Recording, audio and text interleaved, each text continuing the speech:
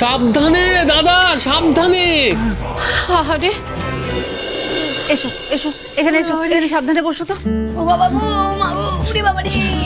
এখন আপনার শরীরটা কেমন লাগছে? জানি না কেন এত গা গোলাচ্ছে আজকে বারবার। রাত্রিবেলা ভালো করে ঘুম হয়নি বলে বোধহয় এরকম হচ্ছে। হ্যাঁ তাই হবে তাই হবে। আরে কিছু তো খেতে হবে, লুচি না হয় খেলে না, কিন্তু একটু দই চিড়ে মেখে এনে দিই, তুমি এটা খেয়ে নাও। না তাহলে গরম গরম রুটি তার সাথে গুড় দিয়ে খাবে বেশ। না আচ্ছা, আমাদের এখানে একটা নতুন স্যান্ডউইচের দোকান খুলেছে, খুব ভালো খেতে, আপনার জন্য নিয়ে আসি? না, আমার সব কিছু লাগবে না। আচ্ছা তোমার কি খেতে ইচ্ছা করছে সেটা বলো, সেটাই নিয়ে আসবো।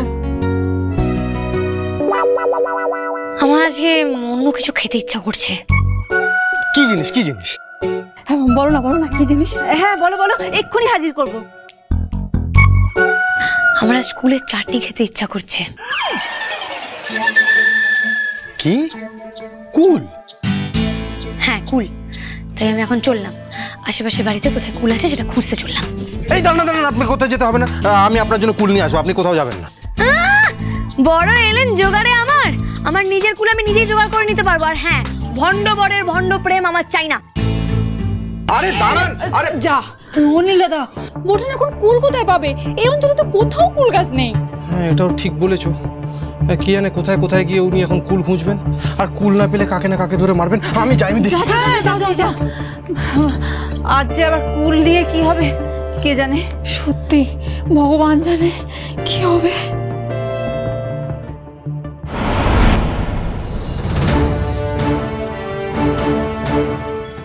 বৌমা সত্যিটা চোখে আঙুল দিয়ে দেখিয়ে দিয়েছে যে আমার সব সিদ্ধান্ত ঠিক নয়। যদি আমার নেওয়া সিদ্ধান্ত কারোর জীবন নষ্ট করে দেয়, তাহলে তো সেই সিদ্ধান্ত নেবার কোনো অধিকারই নেই আমার। সাবধানে দাদা, দেখিস কি হলো? তুমি আবার এই শরীর নিয়ে উঠে আসতে গেলে কেন? এসো এসো। বিজয়, আসলে শরীরটা এখন একটু ভালো লাগছে জানো, উপরে থাকতে আর ইচ্ছে করছিল না। তোমার মুখটা এরকম লাগছে কেন? কেন চিন্তিত চিন্তিত? কি হয়েছে? কিছু হয়েছে? প্রধান মশাই, বৌমা ঠিকই বলেছে, তারার ব্যাপারে আমার সিদ্ধান্ত একদমই ঠিক নয়। ওই অঙ্কনের সঙ্গে তারার বিয়ে দেওয়াটা আমার ভুল হয়েছে, ভুল। আরে দাঁড়ান, আরে দাঁড়ান বৌমা, আরে দাঁড়ান। আরে কি হলোটা কি? দাঁড়া, কোথায় যাচ্ছিস? আরে উনি নাকি কুলের চাটনি খাবেন, তাই জন্য উনি যাচ্ছেন কুল খুঁজতেন, আমি ওনার পিছনে যাচ্ছি। যা। বিজয়া, একটা কথা বলবো, কিছু মনে করো না। এই সন্ধ্যাকে কিন্তু তুমি বড্ড বেশি ছাড় দিয়ে রেখেছো।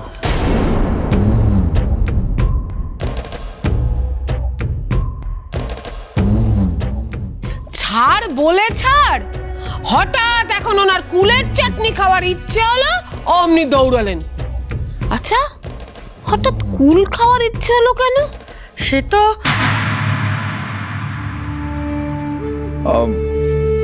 সন্ধ্যার এতখানি সাহস হয় কি করে যে বিজয়া মাঠানের সিদ্ধান্ত নিয়ে প্রশ্ন তোলে?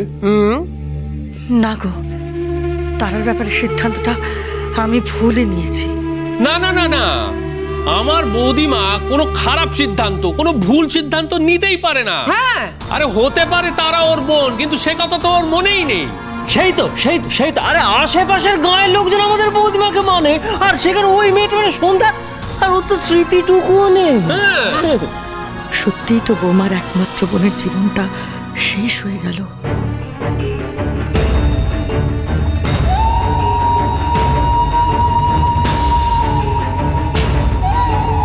বৌমার এত আদরের বোনের এই অবস্থার জন্য দায়ী আমি। তবে তারার জন্য না পারি, বৌমাকে আমি ক্ষতিপূরণ দেব, কিন্তু কি ক্ষতিপূরণ দিতে পারি আমি? কি করে সব পূরণ করব? কি করে? হে ধুত, এই গ্রামে একটাও কুল গাছ নেই বাপু। হ্যাঁ, হয়তো দুজন আসছে। দিদি বলছি, শুনুন না, এই গ্রামে কোথাও কুল গাছ আছে? নেই। সে কি রে বাবা, একটাও কুল গাছ নেই? দিদি দিদি দিদি দিদি দিদি দিদি বলছি, শুনুন না, বলতে পারবেন যে এই গ্রামে কোথায় মানে কুল গাছ আছে? ওটারই তো অভাব এই গ্রামে, তুমি জানো না? তুমি কি এই গ্রামে নতুন নাকি?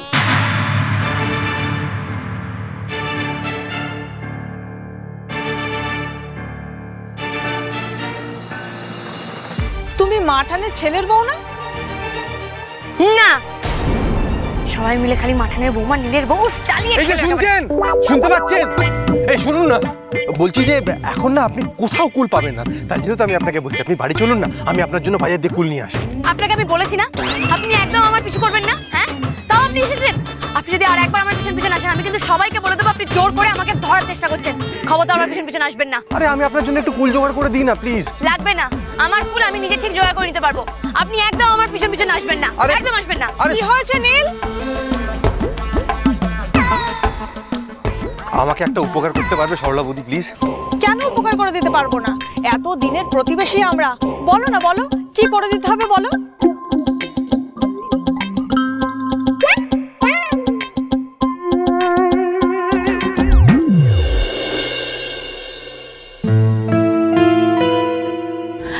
দিদি তুমি এখানে? আমি কখন থেকে তোমায় খুঁজছি। দিদি এরকম অবেলায় শুয়ে আছো যে, শরীর ঠিক আছে তো? শরীরটা যুদ্ধের নেই রে মেজো, তাই শুয়েছিলাম। কিন্তু আজ যে বুধবার, গ্রামের লোকেরা সবাই এসছে তোমার কাছে নালিশ জানাতে, যাবে না? সেটাই তো ভাবছি রে, কি করে যাই বলতো। রাতে ভালো ঘুম হয়নি, তার জন্য মাথাটা সত্যিই বড় ঘুরছে। উঠে যাব কি করে? কিন্তু তা বললে কি করে হবে? ওরা তো এই একটা দিনই তোমার কাছে আসে নালিশ জানাতে, তুমি ওদেরকে এড়াবে কি করে? ওরা তো অপেক্ষা করছে। তাও ঠিক, ঠিক আছে তুই যা, আমি যাচ্ছি।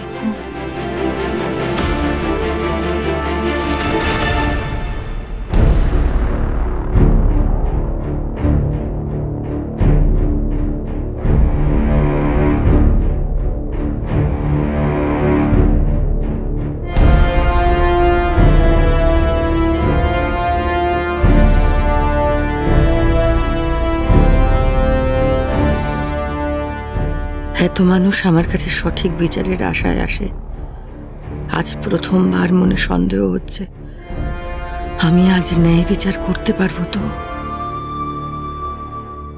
ও দিদি, ও দিদি শোনো না গো, তোমার বাড়িতে কুল গাছ আছে গো? না গো। দুধ দুধ দুধ তোর ভালো লাগে না? কুল খাওয়ার জন্য প্রাণটাকে ওরা আঁকু পাকু করছে, কোথাও কুল পাচ্ছি না। এই মেয়ে শুনছো? আমায় ডাকছো? হ্যাঁ।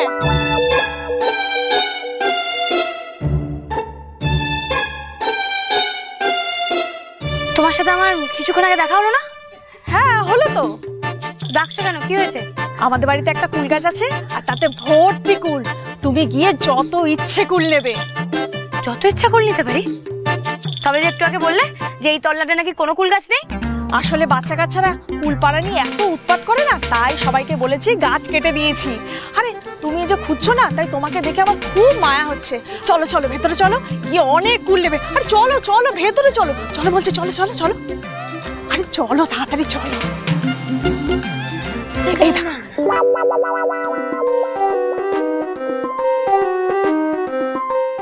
দেখেছো? এই দেখো কত কুল। হ্যাঁ অনেক কুল, কিন্তু এই চুপ, তুমি নাও, তোমার যত ইচ্ছে তুমি কুল পেড়ে নাও।